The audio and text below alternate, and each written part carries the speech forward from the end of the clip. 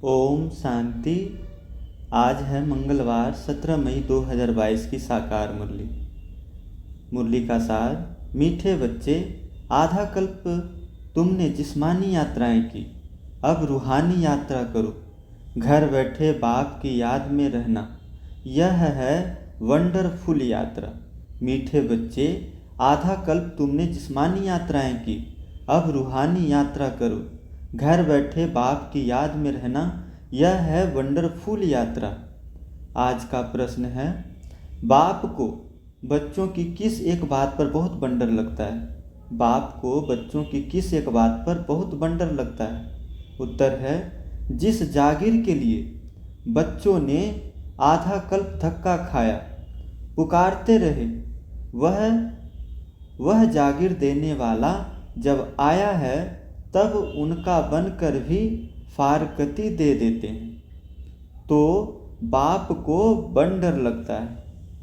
बच्चे चलते चलते ऊंच चढ़ने के बजाय बिल्कुल नीचे गिर पड़ते हैं, यह भी कैसा वंडरफुल है। दूसरा प्रश्न, किन बच्चों को बाप द्वारा बहुत अच्छी दक्षिणा मिलती है? किन बच्चों को बाप द्वारा बहुत अच्छी दक्षिणा मिलती है?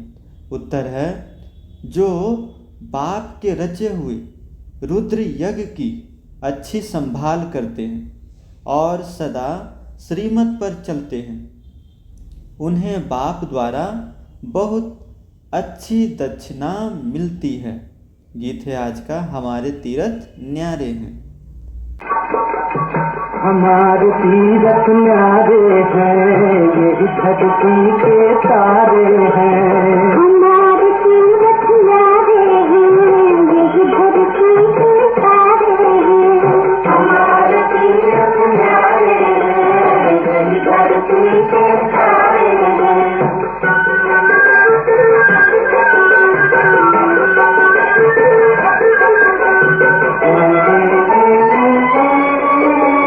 यहाँ पाप मिट जाया करते, यहाँ पाप कट जाया करते, यहाँ मैल ममता भूल जाता,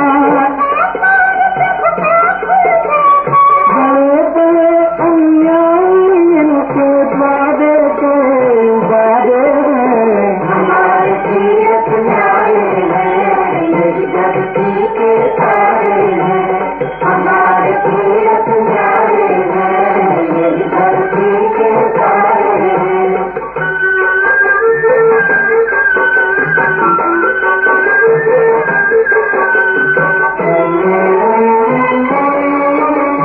जो भी इनका करता फेरा,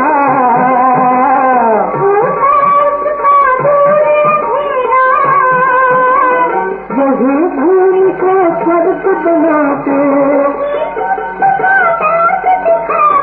पाप पुण्य की यही कसौटी, सबके यही किनारे हैं।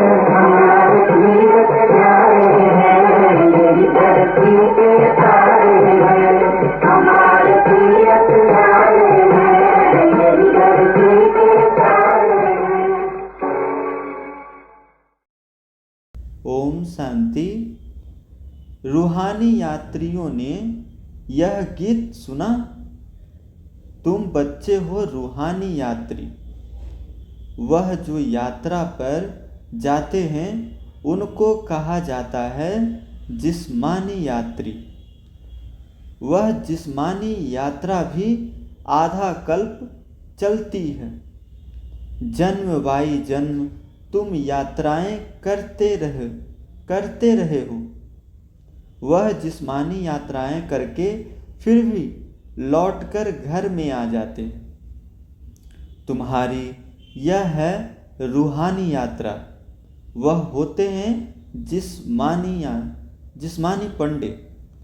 तुम हो रूहानी पंडे। तुम पंडों का उस्ताद कौन है? निराकार परम पिता परमात्मा। उनको कहा जाता है पांडव सेना। उनको कहा जाता है पांडव सेना का आदि पिता।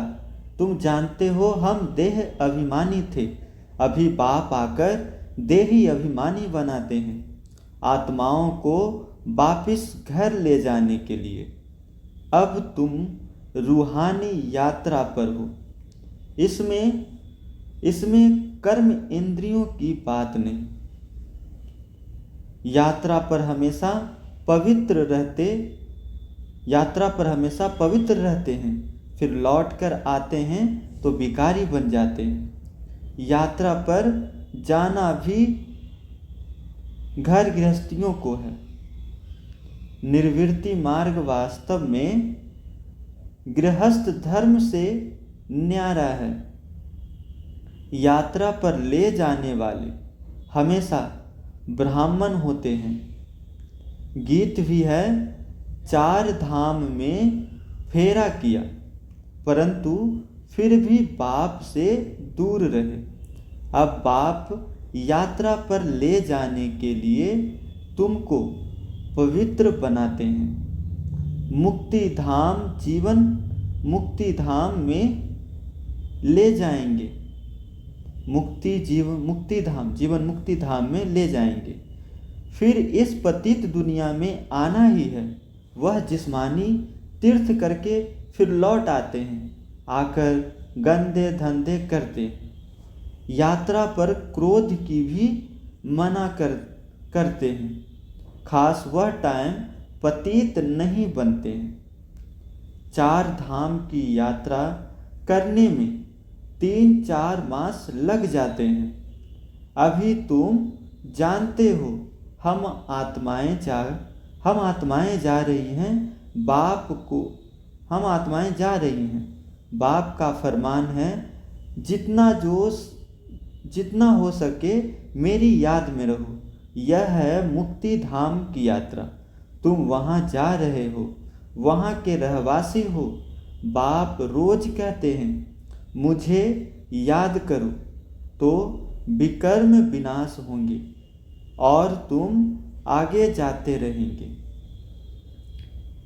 बाबा ने कहा, घर बैठे तुम यह यात्रा करते हो तो वंडरफुल यात्रा हुई ना। योग अग्नि से सब पाप कटते हैं। आधा कल्प तुमने जिस्मानी यात्रा की। पहले अव्यभिचारी यात्रा थी, फिर व्यभिचारी यात्रा हुई। पूजा भी पहले एक शिव की करते हो, फिर ब्रह्मा विष्णु शंकर की, फिर लक्ष्मी नारायण आदि की। अभी तो देखो कुत्ते, बिल्ली, ठिक्कर, भित्तर आदि सब को पूजते रहते हैं। बाप समझाते हैं, बच्चे यह सब है गुड़ियों की पूजा। शिव बाबा के और देवी देवताओं के ऑक्यूपेशन को जानते नहीं। गुड़ियों का ऑक्यूपेशन नहीं होता है। शिव बाबा के ऑक्यूपेशन को न जानना वह जैसे पत्थर पूजा हो गई। फिर भी कुछ न कुछ मनोकामना पूरी होती है। सतयुग में जिस्मानी यात्रा होती नहीं। वहाँ मंदिर आदि कहाँ से आए? यह तो है भ्रष्टाचारी दुनिया। अपने को पतित समझते हैं, तब तो पावन होने लिए गंगा स्नान करते हैं। फिर बाबा ने कहा, कुंभ के मेले का भी राज समझाया है। यह है सच्चा संगम। गाया भी जाता है, आत्मा परमात्मा अलग रहे बहुकाल। सुंदर मेला कर दिया जब सतगुरु मिला दलाल। सतगुरु पतित पावन दलाल के रूप में आकर मिलते हैं। उनको अपना शरीर तो है नहीं।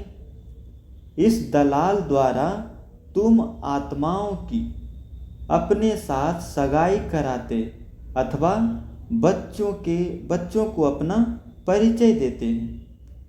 बच्चे, मैं आया हूँ तुमको शांति धाम की यात्रा पर ले जाने। पावन दुनिया में ले जाने। बच्चे जानते हैं भारत पावन था, एक ही आदि सनातन देवी देवता धर्म था, आर्य धर्म नहीं था, आर्य और अन आर्य।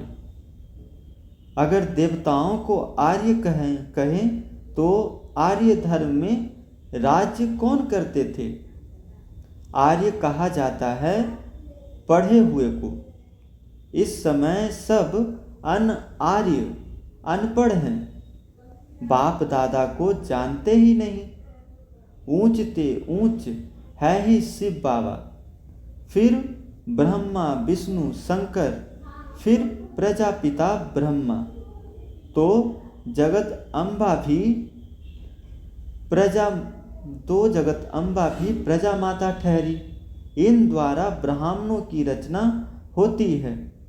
यह है एडॉप्टेड चिल्ड्रन। कौन एडॉप्ट करते हैं? परम पिता परमात्मा। तुम जानते हो हम उनकी संतान हैं, परंतु बाप को भूल आर्फन बन पड़े हैं। गॉड फादर का कोई भी ऑक्यूपेशन नहीं जानते। बाप आकर फिर ऐसे को पावन बनाते हैं। बाप ही तुम बच्चों को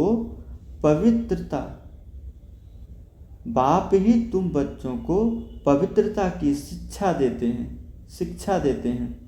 अब जहाँ जाना है उसको याद करना है। माया घड़ी घड़ी भुला देती है। युद्ध का मैदान है ना। तुम बाप के बनते हो, माया फिर अपना बनाती है। प्रभु और माया का नाटक है। बाबा का बनकर फिर आश्चर्यवत सुनंती भगंती हो जाते हैं। माया भी बड़ी पहलवान है। यह बुद्धि योग बल की युद्ध बाप के सिवाय कोई सिखला न सके। सर्वशक्तिमान बाप से योग लगाने से ही ताकत मिलती है। तुम जानते हो अब पवित्र बन फिर वापिस घर जाना है। यहाँ पार्ट बजाने के लिए यह शरीर लिया है। हमने 84 जन्म पूरे किए हैं। यह है पिछाड़ी का छोटा सा महान कल्याणकारी युग। इस तुम सब ज्ञान गंगाएं ज्ञान सागर से निकली हो। बाप कहते हैं बाप को याद करते रहो तो तुम्हारी आयु भी बढ़ेगी और भविष्य 21 जन्मों के लिए भी तुम अमर बनेंगे। अकाले मृत्यु कभी नहीं होगा। समय पर आप ही एक शरीर छोड़ दूसरा लेते हो। चलते फिरते बाप की याद में रहना है। इस याद से तुम सृष्टि को पवित्र बनाते हो। बाप आए ही हैं पावन बनाने। सैंपलिंग भी उनका लगेगा जो देवता थे, अब शूद्र बने हैं और धर्म में भी कन्वर्ट हो गए हैं। वह सब निकलते आएंगे। सबके अपने अपने सेक्शंस हैं। यहाँ भी सबकी अपनी रस्म है। यह अनादि सनातन देवी देवता धर्म का सैंपलिंग लग रहा है। जो पहले ब्राह्मण बने थे वही आएंगे। ब्राह्मण बनने बिगर देवता बन नहीं सकते। ब्रह्मा का ना बने तो शिव बाबा से वर्षा पा नहीं सकते। जो देवता धर्म के हैं वह ब्राह्मण धर्म में जरूर आएंगे। अभी तुम कांटे से फूल बने हो। कोई को दुख नहीं देते। सबसे बड़ा दुश्मन है रावण। 5 विकारों रूपी दुश्मन गुप्त है। आधा कल्प से सबको लड़ाकर गिराए पतित बना दिया है। अभी बाप ने यज्ञ रचा है, बेहद के बाप ने रुद्र ज्ञान यज्ञ रचा है, जिसमें सब स्वाहा करना है। जिस घोड़े पर आत्मा विराजमान है, नाम ही है राजस्व। रजाई के लिए रुद्र ज्ञान यज्ञ। कितना बड़ा यज्ञ रचा है। स्वर्ग की स्थापना के लिए। जानते हो, अब यह दुनिया ट्रांसफर होनी है। दिल में नशा रहता है। बाबा ने यज्ञ रचा है। इनको अच्छी रीति संभालना है। जो श्रीमत पर चलेंगे उनको बहुत अच्छी दक्षिणा मिलेगी। यज्ञ की अच्छी संभाल करते हो तो तुम विश्व के मालिक बनते हो। जिस जागीर के लिए तुमने आधा कल्प धक्का खाया है, बाप आते हैं देने तो ऐसे बाप को फिर फारकती दे देते। बाप बंडर खाते। सजनियाँ गाती थी, आप पर बलिहार जाऊं। अब आया हूं तो तुम मेरे बनकर फिर फारकती दे देते। वह फिर ऊंच चढ़ने के बदले नीचे गिर पड़ते हैं। चढ़े तो चाखे वैकुंठ रस। फर्क तो है ना, कहाँ प्राइम मिनिस्टर आदि और कहाँ गरीब भील लोग। तो अब पुरुषार्थ कर बाप से राजाई लेनी चाहिए। यह है रुद्र ज्ञान यज्ञ। इसमें नाम कृष्ण का डाल दिया है। भक्ति मार्ग के लिए यह सब चीजें शास्त्र आदि बने हुए हैं। भगवान तो एक ही है, जिनको पतित पावन कहा जाता है। शांति धाम और सुख धाम में कोई भी पुकारते नहीं, तो बच्चों को पूरा नशा चढ़ना चाहिए। यह है रुद्र ज्ञान यज्ञ। इनके बाद कोई यज्ञ नहीं रचा जाता। वह जिस्मानी यज्ञ रचते हैं, आफतों को मिटाने के लिए। बाप कितनी बड़ी आधा कल्प के लिए आफतें मिटाते हैं, यह कोई साधु संत नहीं जानते। मुख्य गीता माता जो भगवान ने गाई, उसमें नाम कृष्ण का डाल दिया है। तो अब मनुष्यों को सावधान करना है, क्योंकि उन्हों का बुद्धि योग कृष्ण से जुट गया है। अब कृष्ण तो ऐसे नहीं कहते, मन मना भव, मुझे याद करो तो साथ ले जाऊंगा। यह बाप बैठ यहाँ लायक बनाते हैं, सांवरे से गोरा बनाते हैं। तुम श्याम बन गए थे, बाबा फिर से सुंदर स्वर्ग का लायक बनाते हैं। चलते फिरते बुद्धि में बाबा को याद करना है। बस यह अवस्था जम जाए तो तुम्हारा कितना बेड़ा पार हो जाना जाए। हेल्थ, वेल्थ, हैप्पीनेस, बाबा से तुम इतना बरसा लेते हो, तो ऐसे बाप को कितना याद करना है, कितना याद कर उनकी शिक्षा पर चलना चाहिए। कांटों को फूल बनाना है। अभी तुम बन रहे हो, यह बगीचा है, अभी है फॉरेस्ट ऑफ थॉर्न्स। अक्कासुर बक्कासुर यह संगम के नाम है।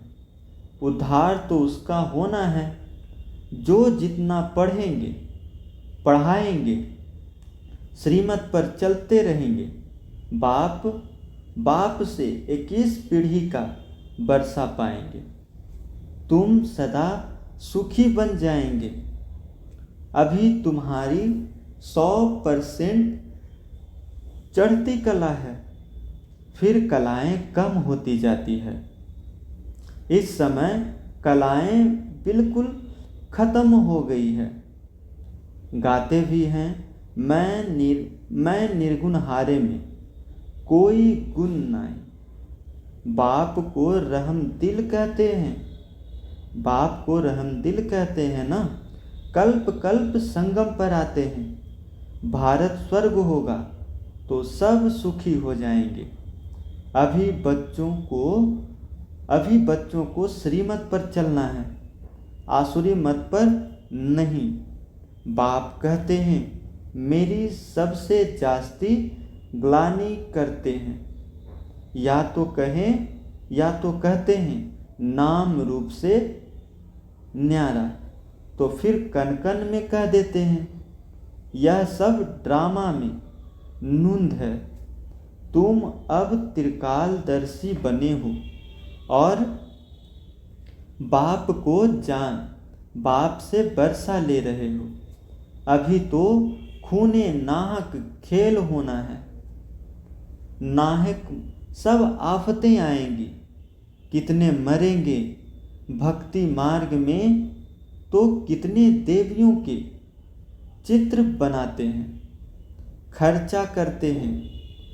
देवियां बनकर पूजा कर फिर डुबो देते हैं। तो गुड़ियों की पूजा हुई ना। काली का कैसा चित्र बनाते हैं। ऐसे कोई मनुष्य थोड़े ही होते हैं। तुम यहाँ बैठे हो तो यात्रा पर हो, ट्रेन पर बैठे भी रूहानी यात्रा पर हो। बुद्धि यात्रा पर लगी हुई है। अगर बुद्धि लगा हुआ नहीं है तो वह टाइम वेस्ट हो जाता है। बाप कहते हैं टाइम वेस्ट नहीं करना। तुम्हारा टाइम बहुत वैल्यूबल है। सेकंड भी कमाई बिगड़ छोड़ो नहीं। बाप तो फुल पुरुषार्थ कराते हैं।